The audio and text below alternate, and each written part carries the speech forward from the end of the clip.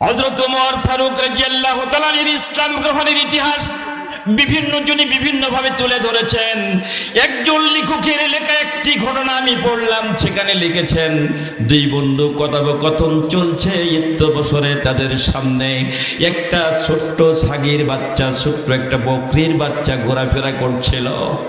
বন্ধু ডেকে বলছে, ওমর রে, তোর কাছে আমার একটা বিনয়ের সাথে আবেদন হলো, মুহাম্মদ সাল্লাল্লাহু আলাইহি সাল্লামকে হত্যা করবি বলে সংকল্প পরিকল্পনা গ্রহণ করেছিস, এইটাকে টেস্ট করার জন্য, এটাকে পরীক্ষা করার জন্য কতখানি বাস্তবায়ন করতে পারবি তুই, তা দেখার জন্য আমার একটা সিদ্ধান্ত হলো, আমি বন্ধু তোর কাছে প্রস্তাব রাখি, তোর হাতের যেই তরবারি দিয়া রাসূলকে হত্যা করবি, ওই তরবারিটা দিয়া বকরির একটা বাচ্চা আমাদের সামনে ঘটতেছে, আমি এই বাচ্চাটাকে ইসলামের পক্ষে সাপোর্ট দিলাম, এটাকে ছেড়ে দিলাম, তোর তরবারি দিয়া বকরির এই ছাগলের বাচ্চাটাকে যদি দ্বিখণ্ডিত করে দিতে পারিস, আমি বিশ্বাস করি রাসূল পর্যন্ত তোর তরবারিটা পৌঁছতে পারে।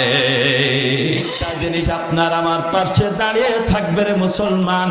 সেই দিন আল্লাহ রাব্বুল আলামিনের কাছে কোরআনুল কারীম দাঁড়িয়ে যে বলবে, এত তারিখের এত সালে অমুক সময় তোমার কোরআন আমাকে শিক্ষার জন্য অমুক জায়গায় একটা মাদ্রাসা হয়েছে, ওই মাদ্রাসায় আল্লাহ তোমার এই বান্দা আমাকে শিক্ষা দেওয়ার জন্য উদ্বোধনী অনুষ্ঠানে টাকা দিয়েছিল, সেদিন থেকে আমাকে তেলাওয়াত শুরু হয়েছে, আমার জ্ঞান ওখানে পরিষ্কারভাবে প্রসার করা শুরু হয়েছে, সেই দিন থেকে কিয়ামতের দিন পর্যন্ত আগ পর্যন্ত যতগুলি মানুষ কোরআন তেলাওয়াত করেছে, সমস্ত তেলাওয়াতের অংশ সাদকায়ে জারিয়া হিসাবে তোমার গোলামের আমল নামায় পৌঁছে গেছে। আল্লাহ, দুনিয়ার সবাই সরে গেলে আমি কোরআন সরে যাইনি, একটু দাঁড়ান। ইত্য বছর একদল ফেরেশতারা ডাক দিয়ে বলবে, রে অমুক ফেরেশতারা তোমরা দাঁড়াও, তোমরা আল্লাহর এই বান্দাকে নামাজের হিসাব নিয়েছো, রোজার হিসাব নিয়েছো, জাকাতের হিসাব নিয়েছো, হজের হিসাব নিয়েছো, দুনিয়ার সম্পদগুলোর হিসাব নিয়ে দেখা গেছে যত পরিমাণে পাপ হয়েছিল এই নেকিগুলো দিয়ে কভার হয় নাই। জাহান্নামের ফেরেশতারা ইতিমধ্যে জাহান্নামের রশি হাতে বেঁধে ফেলেছে। এখন জাহান্নামের বেড়ি আপনাকে পরিয়ে ফেলেছে, আর কোনো উপায় নাই, যাওয়ার কোনো জায়গা নাই।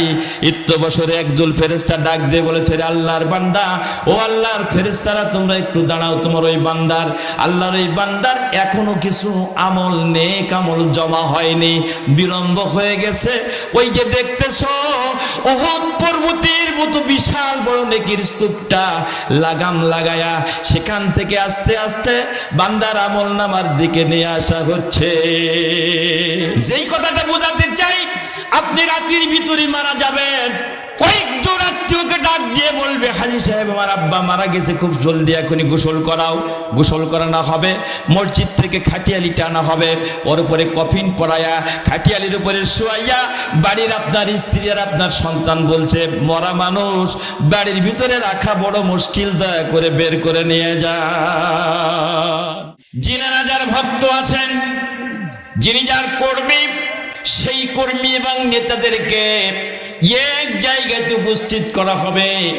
কর্মীরা বলবে, নেতা বড় বিপদে পড়ে গেছি, দুনিয়াতে বিপদে পড়ার সঙ্গে সঙ্গে তোমাকে ফোন দেওয়ার আগেই তো খবর নিয়ে আমার বিপদগুলো থেকে উত্তরণের ব্যবস্থা করো। আজকে বড় বিপদের মধ্যে পড়ে গেছি, বিপদ থেকে পরিত্রাণের জন্য তোমার কাছে আশ্রয় চাই, প্রার্থনা করি, দয়া করে আল্লাহর এই মহাপরীক্ষা থেকে আমাদেরকে বাঁচানোর জন্য একটা ব্যবস্থা করুন। সেই দিন আজকের যত রকমের নেতৃত্বের পিছনে মানুষ আমরা ঘুরছি, তারা জবাব দেবে, লাউ হাদানাল্লাহু লাহাদাইনাকুম, যদি আল্লাহ হেদায়েত করতেন আমাদেরকে, আমাকে, তাইলে হেদায়েতের দিক নির্দেশনা তোমাদের মধ্যেও আমি প্রচার করে দিতাম। কোরআন বলেনি, হাদিস বলেনি, দ্বীন ইসলামের কোনো কথা জানি না, রাসূলের আনিত জীবন বিধান কোনোদিন তোমাদের কাছে পরিষ্কার করে তুলে ধরি নাই। দুনিয়ার স্বার্থের জন্য আমার পিছনে ঘুরেছ, আমি নিজেও হেদায়েতটি প্রাপ্ত হই নাই, হেদায়েতের কোনো কথা তোমাদেরকেও বলি নাই। অতএব সাউন আলাইনা আসাজনা আমসাবারনা, আজকের এই ভয়াবহ যন্ত্রণাদায়ক আযাব সহ্য করো, গ্রহণ করো অথবা ধৈর্য ধরো, তোমাদের খুশি আমার কিছু করার নাই। আবু জাহেল বলে, পেশকার ঘোষক, তুমি ঘোষণা দাও, আমাদের এই চ্যালেঞ্জকে গ্রহণ করবে, এক্ষুনি ঘোষণা দিয়ে দাও। ঘোষক ঘোষণা দেয়, কে আসো মোহাম্মদের শিরুচ্ছেদ করে দিতে পারবে, দিনের এই আলোর প্রদীপটা নিভায় দিতে পারবে। যিনি এই আলোর প্রদীপ নিভিয়ে দিতে পারবেন তাকে আমাদের আরবের রাজপ্রাসাদ থেকে, রাজকোষ থেকে 100 উটের মূল্য অথবা 100 উট তাকে পুরস্কার দেওয়া হবে। হযরত ওমর বলেন, গত রাত্রিতে মক্কা মুআজ্জামাত অ্যাসেম্বলিতে বিল পাস করা হয়েছে, মুহাম্মদকে এই পর্যন্ত অনেক বাধা দেওয়া হয়েছে, ইসলামের অনেক বাধা দেওয়ার পরে ইসলামের প্রসার কমে নেই, দিন দিন বেড়েই চলেছে। সিদ্ধান্ত গ্রহণ করেছি আমরা ওমরকে হত্যা করব। সেই দায়িত্বের ভার আমি হাতে নিয়ে তরবারি আর এই যে হাতে একটা ব্যাট দেখতেছ, আমি এটা নিয়ে অগ্রসর হয়েছে মুহাম্মদ সাল্লাল্লাহু আলাইহি সাল্লামের সন্ধান পেয়েছি, সেখানে যাচ্ছি। বন্ধু বলছেন, যদি কোনো সময় মানুষের কোনো রোগ হয়, সঙ্গে সঙ্গে তো সেই রোগের জন্য মানুষকে অনেকগুলো টেস্ট দেয়, পরীক্ষা দেয়। ওমর, তুমি কি এ পর্যন্ত একটু খেয়াল করে দেখেছো ইসলাম নামের যেই দিন প্রসারের যেই ব্যবস্থা, যেটিকে নিয়ে তুমি ভয় করছো, যেটিকে নিয়ে তুমি কষ্ট অনুভব করছো, যেটিকে নিয়ে তুমি শঙ্কা করছো, মক্কার মানুষেরা যে ইসলামকে নিয়ে ভয় পায়, যে রাসূলকে নিয়ে তারা পরিকল্পনা করে, তার বিষয়ে কি তুমি এ পর্যন্ত জানো না যে দিনের নবী মুহাম্মদুর রাসূলুল্লাহ সাল্লাল্লাহু আলাইহি ওয়াসাল্লামের আনিত জীবন বিধান তোমার ঘরের ভিতরে পৌঁছে গেছে। হযরত ওমর ফারুক রাদিয়াল্লাহু তাআলা ইসলাম গ্রহণের ইতিহাস বিভিন্ন জনে বিভিন্নভাবে তুলে ধরেছেন। একজন লেখকের লেখা একটি ঘটনা আমি পড়লাম, সেখানে লিখেছেন, দুই বন্ধু কথোপকথন চলছে, বছরে তাদের সামনে একটা ছোট্ট ছাগির বাচ্চা, ছোট্ট একটা বকরির বাচ্চা ঘোরাফেরা করছিল। বন্ধু ডেকে বলছে, ওমর রে, তোর কাছে আমার একটা বিনয়ের সাথে আবেদন হলো, মুহাম্মদ সাল্লাল্লাহু আলাইহি সাল্লামকে হত্যা করবি বলে সংকল্প পরিকল্পনা গ্রহণ করেছিস, এইটাকে টেস্ট করার জন্য, এটাকে পরীক্ষা করার জন্য কতখানি বাস্তবায়ন করতে পারবি তুই, তা দেখার জন্য আমার একটা সিদ্ধান্ত হলো, আমি বন্ধু তোর কাছে প্রস্তাব রাখি, তোর হাতের যেই তরবারি দিয়া রাসূলকে হত্যা করবি, ওই তরবারিটা দিয়া বকরির একটা বাচ্চা আমাদের সামনে ঘটতেছে, আমি এই বাচ্চাটাকে ইসলামের পক্ষে সাপোর্ট দিলাম, এটাকে ছেড়ে দিলাম, তোর তরবারি দিয়া বকরির এই ছাগলের বাচ্চাটাকে যদি দ্বিখণ্ডিত করে দিতে পারিস, আমি বিশ্বাস করি রাসূল পর্যন্ত তোর তরবারিটা পৌঁছতে পারে। তরবারি বের করলেন, হাত থেকে তরবারিটা বের করে নিয়ে ফারুকে আজম হযরতে ওমর বকরির ওই বাচ্চাটার উপরে চড়াও হলেন, আক্রমণ করতে চেষ্টা করে। আল্লাহ রাব্বুল আলামিনের কি মর্জিদ, মহান আল্লাহ পাকের কি শান, বারবার চেষ্টা করে ছাগলটাকে প্রহার করার জন্য, আঘাত করার জন্য। তরবারি যখনই জমিনের দিকে ছোড়ে, সঙ্গে সঙ্গে ছাগলের বাচ্চাটা পিছনের দিক দিয়ে, সামনের দিক দিয়ে, ওমরের দুপারের মাঝখানের ভিতর দিয়ে এদিক সেদিক দৌড়ে চলে যায়। হযরত ওমর বারবার চেষ্টা করে হাঁপিয়ে বন্ধুর কাছে দাঁড়িয়ে গিয়েছে। বন্ধু বলছে, রে ওমর, আমি যে বললাম এ পর্যন্ত কি বুঝতে পারলে আমার কথাই কি তুই অগ্রসর হতে পারবি, এটা কি জানতে পারলে, বুঝতে পারলে? বলে, আমি তা তো বুঝলাম। এবারে বন্ধু বলছে, যা রাসূল সাল্লাল্লাহু আলাইহি সাল্লামকে হত্যা করার আগে, তার কাছে তরবারি নিয়ে যাওয়ার আগে, তার কাছ পর্যন্ত পৌঁছার আগে আমি যে প্রস্তাবটা রাখছি, বন্ধু ওমর, তুই তোর বোনের বাড়িতে যা, তো একটাবার দেখ তোর বোনকে ইসলামের দিক থেকে যদি ঘোরাতে পারিস, ইসলামের ছায়াতল থেকে যদি ফিরাতে পারিস, আমি মনে করি মুহাম্মদের কাছে তোর তরবারি নিয়ে যাওয়ার সার্থকতা কিছুটা আসবে। চলে গেলেন বোনের বাড়ির কাছে, ভিতরে একজন তেলাওয়াত করে শোনাচ্ছেন, আর বন্ধু হযরত ওমর রাদিয়াল্লাহু তাআলার বোন ও ভগ্নিপতি দুইজনে বসে শুনছেন। বাড়ির বাহিরে থেকে আওয়াজ পেলেন, কোরআনের আওয়াজ, তেলাওয়াত হতেছে তাহা মা আনজালনা আলাইকাল কুরআনা লিতাশকা ইল্লা তাসকিনাতান লিমান ইয়াখশা। এভাবে কোরআন তেলাওয়াত হচ্ছে। হযরত ওমর কিছুক্ষণ দাঁড়িয়ে থেকে মনে করলেন এই কোরআনের শ্রুতি মধুর অত্যন্ত সুললিত কণ্ঠের এই আওয়াজটি আমার হৃদয়ে রঙ্গন হয়ে যাবে, আমি মনে হয় এই মুহূর্তে ইসলামের মধ্যে দাখিল হয়ে যাব। তাই সেই জায়গা থেকে একটু ঘুরে চড়াও হলেন হযরত ওমর, বাইরে থেকে একটা হুঙ্কার মারলেন, কে কে কোরআন তেলাওয়াত করতেছে এইভাবে? বন্ধ করো সব, বন্ধ করো সব। এখন এই কথা আছে, কি বলেন নাই? আমাদের দেশেও বন্ধ করার সিস্টেম আছে। আমার ভাইরা, হযরত ওমরের ভগ্নিপতি বলছে শিগগির বন্ধ করো।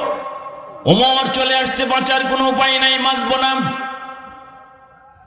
বোন ফাতেমা বলছে বিচলিত হয়েন না আপনারা, যেই খাত্তাবের পুত্র উমর, ওই খাত্তাবের কন্যা আমি ফাতেমা, ভাই বোন আমাদের মধ্যে সৌহার্দ্য সম্প্রীতি ভালো আছে। যেই সময়ে এই মক্কার বুকে একজন মহিলার সতীত্বতা রক্ষা করা ভয়াবহ কঠিন, যেই সময়ে একটা মহিলাকে মানুষ যে কোনোভাবে ব্যবহার করে প্রতিকার করার কোনো ব্যবস্থা নাই, সেই সময়ে আমি ওমরের বোন হওয়ার কারণে আমার দিকে নজর তোলে এই মক্কার কোনো যুবকেরা কোনোদিন তাকাই নাই। আমাদের উস্তাদ উনি পড়ে শোনাচ্ছেন আর আমরা দুইজনে শুনতেছি। কি সেই তেলাওয়াত করছে আর কি শুনতেছিলেন বলো? এখনো হয়তো জানো না, আমরা ইসলামের ইসলামের সুমন ছায়াতলে আশ্রয় গ্রহণ করে দিনের নবীর খাতে বায়াত করে মুসলমান হয়ে গেছি। এই জন্য আমরা পবিত্র কালামের একটা অংশ তেলাওয়াত করে করে আমাদেরকে শোনানো হচ্ছিল, আমরা তা শুনতেছিলাম। হযরত ওমর বললেন, ফাতেমা এত দূর পর্যন্ত পৌঁছে গেলেন, আমাকে একটি কথা জিজ্ঞেস করলে না, আমার কাছ থেকে অনুমতি নিলেন, আমার কাছে জানার প্রয়োজন মনে করলে না, এত দূর পর্যন্ত চলে গেলে আমাকে কেন তুমি বললে না? হযরতে ওমরের বোন ফাতেমা বলছেন, ভাইজান ইসলামের এই দাওয়াতের রাস্তা প্রশস্ত করে দেওয়া আছে, এটা কারোর জন্য প্রতিবন্ধকতার ব্যবস্থা নেই। ইচ্ছে করলে এই মুহূর্তে সিলিন্ডার হয়ে আপনিও ইসলামের ছায়াতলে আত্মসমর্পণ করে মুসলমান হতে পারেন। এজন্য বলার তো কোনো কিছু নাই, বলা লাগে না। তাইলে কি আমাকে বাদ দিয়া, আমাদের বাপ দাদার দীর্ঘদিনের লালিত ধর্মকে বাদ দিয়া তুমি কি ইসলাম ধর্মকে বেছে নিয়েছো? এটাই কি তোমার জন্য শোভনীয়? বলে হ্যাঁ, এটা আমার জন্য শোভনীয়। ওমর বলছে, ফাতেমা এ পর্যন্ত আমার সাধারণ কথা শুনেছ, কিন্তু আমার রাগ তো তুমি দেখোনি। আজ পর্যন্ত এই মক্কার কোনো মানুষ আমার সামনে দিয়ে গেলে চিন্তা ভাবনা করে যায়, আমার সামনে দিয়ে গেলে হিসাব করে যেতে হয়। আর আমি তরবারি নিয়ে মুহাম্মদকে হত্যার জন্য বের হয়েছি, সেই সময় শুনছি তুমি ইসলাম গ্রহণ করে মুসলমান হয়ে গেছ। ও ফাতেমা, তুমি কি ইসলাম ছেড়ে দেবা নাকি এই মুহূর্তে আমাকে প্রয়োজনীয় ব্যবস্থা নিতে হবে? হযরতে ওমরের বোন ফাতেমা বলছেন, যত প্রকারের ব্যবস্থা আছে গ্রহণ করে নাও, কোনো আপত্তি নাই। ওমরের হাতের ব্যাটটা দিয়া দাঁত ভগ্নিপতি এবং বোনকে পর্যায়ক্রমে প্রহার করতে শুরু করল। প্রহারের পরে প্রহার, মারির পরে মার, আঘাতের পরে আঘাত করতেছিল। এক একটা করে বেতের আঘাত হযরতে ফাতেমার শরীরের যে জায়গাতে লাগে সেখান থেকে রক্ত ঝরে দাগ হয়ে যায়। কিছুক্ষণের মধ্যে হতচেতন অবস্থায় জ্ঞান শূন্যের মতো হযরত ওমরের বোন ফাতেমা জমিনের ভিতরে পড়ে গেছে। ওমর বলছে, ফাতেমা তুমি যদি এখনো ইসলাম ছেড়ে না দাও তোমাকে ছেড়ে দেব না। ফাতেমা বলছে, ওমর রে, এই অবস্থায় জীবন দেওয়া আমার জন্য যতখানি সহজ, ইসলাম ছেড়ে দেওয়া আমার জন্য ততখানি সহজ নয়। ইসলাম ছেড়ে দিতে পারবো না। ওমর, তার চাইতে তুমি একটা কাজ করো রে ওমর, তুমি যেই খাত্তাবের পুত্র ওমর, ওই খাত্তাবের কন্যা আমি ফাতেমা, একই রক্ত আছে। ইচ্ছে করলে কিছুটা প্রতিবাদ করতে পারি, আমি আমার সে শক্তি আছে। যেহেতু আমি মুসলমান আর তুমিও মুসলমান, এই মতো অবস্থায় একটা মুসলমানের কলিজার মধ্যে যে সাহস, হিম্মত, শক্তি আছে, তুমি কাফেরদের একজন যোদ্ধা দল লিডার হলেও অন্তত একটা মহিলা, মুসলিম মহিলার মতো শক্তি তোমার গায়ে নাই। হযরত বলছি, কি আজব কথাবার্তা, কি শোনাচ্ছ এগুলা তুমি? আমার ভাইয়েরা, হযরত ওমর ফারুক রাদিয়াল্লাহু তাআলা আনহু কিং কর্তব্য হয়ে দাঁড়িয়ে আছেন। বোন ফাতেমা বলছেন, ওমর তোমার জন্য সবই করা সম্ভব, এত বারবার আমাকে আঘাতের পরে আঘাত দিয়ে আমাকে কষ্ট দিও না। তোমার কোমরে দেখি কুশবদ্ধ তরবারি রয়েছে, খাপ থেকে তরবারিটা বের করো রে ওমর।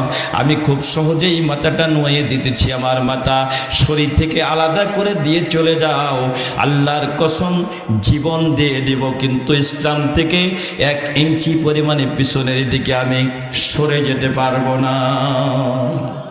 আমার ভাইরা, আমার বন্ধুরা, হযরতে ওমর ফারুক রাদিয়াল্লাহু তাআলা আনহু যে কথার থেকে কথা বলছিলাম, সেটা হলো পৃথিবীর বিভিন্ন শক্তিরা যুগ যুগ ধরে বিভিন্ন সময় চেয়েছে আল্লাহর এই নূরকে, আল্লাহর দিনের প্রদীপকে নিভে দিতে। আজ পর্যন্ত 1 বিন্দু পরিমাণে কেউ নিভাতে পারবেও। সাহেব বলছে যে, ওর নাম কালু, বলছে এই কালু এই বাতিটা নিভাইয়া দে।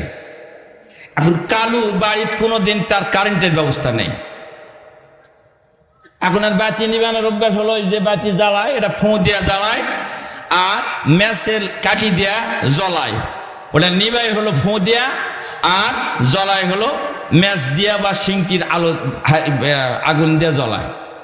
এখন ওই কালু যে ওই কারেন্টের বাতির যা ফুঁয়াচ্ছে, বলেন তো কিয়ামত পর্যন্ত ফুঁয়ালে ওটা বন্ধ হবে? এখন মালিক চিন্তা করতে, কে রে ফুঁয়াই কে রে কালু, তোকে আমি বললাম যে এটা আলোটা নেবাই দে, তুই ওখানে ফুঁয়াচ্ছু কেন? বলছি কে, আমি বন্ধ করার চেষ্টা করতেছি। সেইভাবে তুই চেষ্টা করলে তো কিয়ামত পর্যন্ত চেষ্টা করলে হবে। কারণ হলো কি, এই কারেন্টের বাতিটা নিভিয়ে দেওয়া গ্রামের বাতিগুলোর মতো নয়।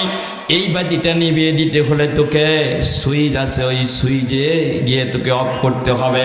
আল্লাহ বলেন, দুনিয়ার মানুষ তোমরা শোনো, ইসলামকে ছেড়ে দিয়ে, কোরআনকে ছেড়ে দিয়ে আমি আল্লাহ রাব্বুল আলামিন নীরব নয়, নিছর নয়। এই কোরআনের বাস্তবায়নের দায়িত্ব আমার হাতে রেখে দিয়েছি, এটাকে নিভিয়ে দেওয়ার জন্য, নিষ্প্রয়োগ করে দেওয়ার জন্য। যত চেষ্টাই করো না কেন, কোনো ক্রমেই এটা তোমাদের জন্য সম্ভব হবে না। কি বলেন, হবে?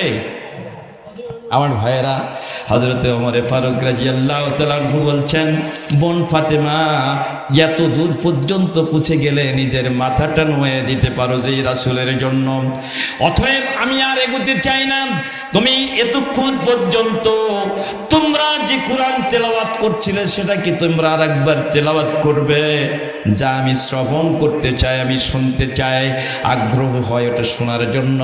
বোন ফাতেমা বলছেন, আমি যে কোরআন শুনতেছিলাম, আমার কাছে যে কোরআন পড়া হচ্ছিল, এটা এমন একটা গ্রন্থ, অপবিত্র কোনো মানুষের জন্য এটা তেলাওয়াত করা একেবারে শোভনীয় নয়। পবিত্র হতে হবে। গোসল করলেন, পবিত্র হলেন, কোরআন তেলাওয়াত হলো। হযরত ওমরের হৃদয়ে কোরআনের সব আয়াতগুলো এমনভাবে জায়গা গ্রহণ করে নিল, ক্ষণিকের মধ্যে পরিবর্তন হয়ে গেল। কোরআন তেলাওয়াত হচ্ছে, ফারুকে আজম হযরত ওমরের চোখ দিয়ে ঝর্ণার মতো পানি পড়তেছে। বোন ফাতেমার ভাই কাঁদছেন, বলে হ্যাঁ কাঁদছি, আর আমার সময় নাই, খুব শিগগির মতো কোথায় আছে তোর নবী, কোথায় আছে বিশ্ব নবী, কোথায় আছে আখিরি জামানার নবী, কোন জায়গাতে রয়েছে জিনের নবী মুহাম্মদুর রাসূলুল্লাহ সাল্লাল্লাহু আলাইহি ওয়াসাল্লাম, সেইখানে নিয়ে চল। এখনই আমি হাত দিয়ে কালেমা পড়ে মুসলমান হয়ে আমার কলিজাটাকে পরিতৃপ্ত করতে চাই। জোরে বলেন আলহামদুলিল্লাহ। আমার ভাইয়েরা নিয়ে গেলেন, সাহাবীরা বসে আছেন। 39তম মুসলমান হয়েছেন হযরত আমির হামজা, 39তম, 2 দিন আগে। উনিও বসে আছেন ওখানে। দারুণ্যজন বৈঠক হচ্ছে আক্রমণ করবে রাসূলকে, তাহলে ওনাদের কোনো বৈঠক করা লাগবে না? কি বলেন, লাগবে কি না? তো সেই সিদ্ধান্তের জন্য বসে থেকে কথা বলছেন। বছরে হযরত ওমর তার বোন ভগ্নিপতি সহ আসতেছে। সাহাবীরা বলছে, হুজুর ওমর আসতেছে, আকৃতি অন্যরকম, চেহারা অন্যরকম, হাতে লাঠি তরবারি আছে, হযরত ওমর আসতেছে। রাসূল বললেন, ওমরকে আসতে দাও। সাহাবীরা বললেন, হুজুর ওমর এখানে আসলে কিছু ঘটাতে পারে। হযরত আমির হামজা বলছে, ওমরকে আসতে দাও। ওমর যদি এখানে আসে, শান্তিপূর্ণভাবে যদি এখানে এসে আত্মসমর্পণ করে, তার জন্য কল্যাণ হবে। আর ওমর যদি এখানে এসে আমার রাসূলকে সামান্যতম কোনো কষ্ট দেওয়ার সিদ্ধান্ত নেয়, অথবা কোনো সাহাবেদের উপরে চড়াও হয়, আল্লাহর কসম আমি আমির হামজা বলতেছি, ওমরকে সশরীরে এই জায়গা থেকে ঘুরে যাওয়ার সুযোগ দিব না। বলেন সুবহানাল্লাহ, একটু আওয়াজ করে বলেন সুবহানাল্লাহ। 2 দিন আগে মুসলমান হয়েছে, মক্কার আঙ্গিনায় রাসূল সাল্লাল্লাহু আলাইহি সাল্লাম বসে আছেন।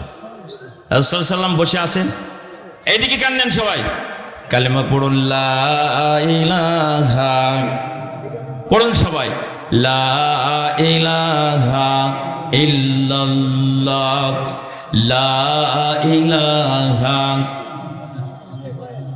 লা ইলাহা ইল্লাল্লাহ মুহাম্মাদুর রাসূলুল্লাহ। পড়ুন সাল্লাল্লাহু, পড়ুন সাল্লাল্লাহু। 39তম মুসলমান হযরতে আমির হামজা, উনি ওই ঘরের ভিতরে আছেন। ওমর আসতেছে, লোকেরা বলতেছে, সাহাবেরা বলছে ওমর আসতেছে, আকৃতি খুব বিপন্ন, আমাদের উপর আক্রমণ করতে পারে। রাসূল বললেন, ওমরকে আসতে দাও। মানে আল্লাহ রাসূল যেটা জানেন দুনিয়ার আর কেউ জানে?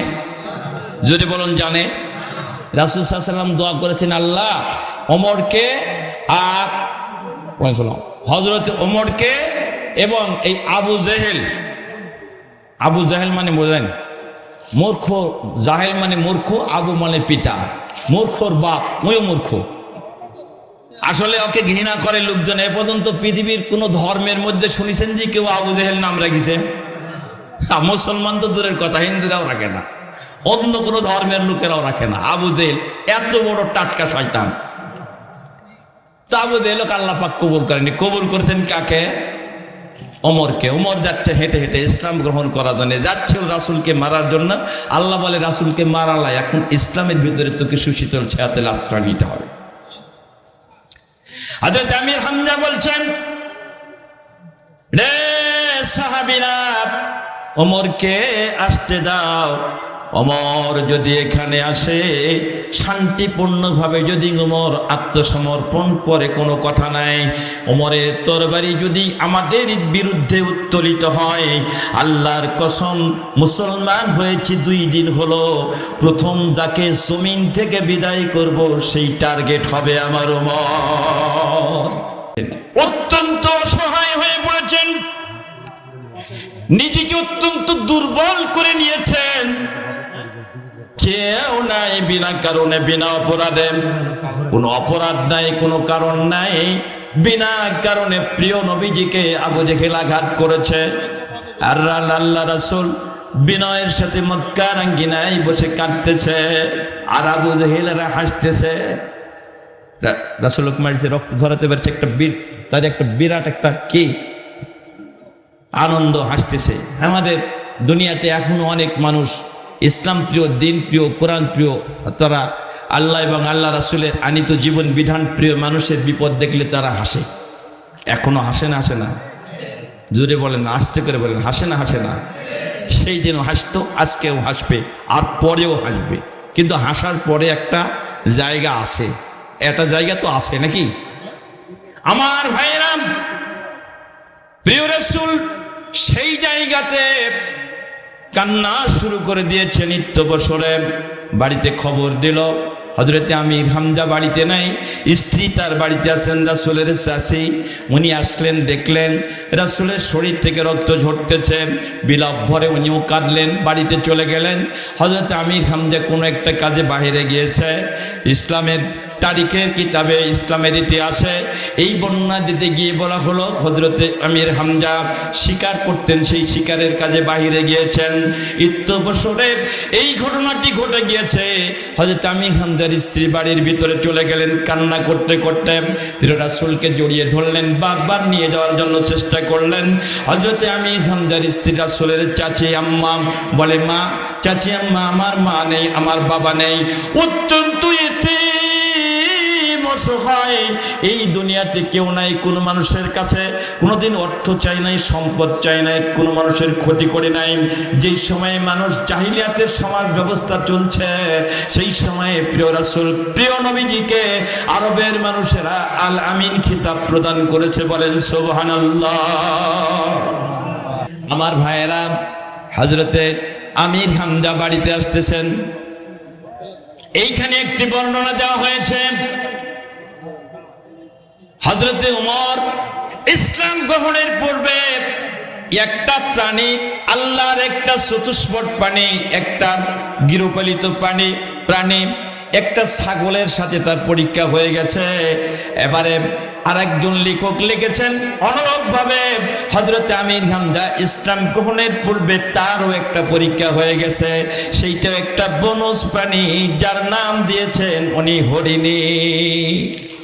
হযরত ওমরের ইসলাম গ্রহণের 2 দিন আগের ঘটনা।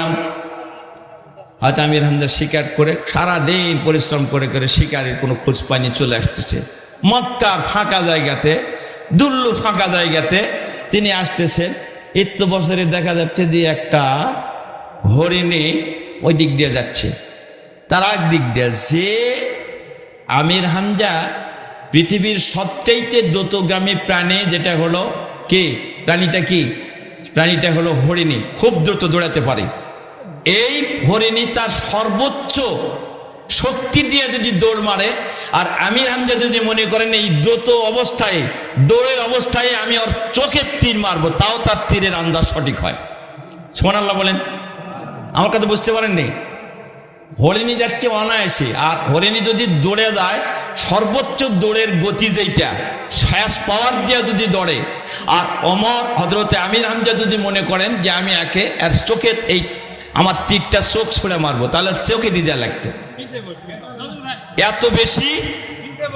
এত বেশি তার হাত মানে সই ছিল, এত শক্তিশালী তীরন্দাজ ছিলেন তিনি, যিনি হযরতে আমির হামজা।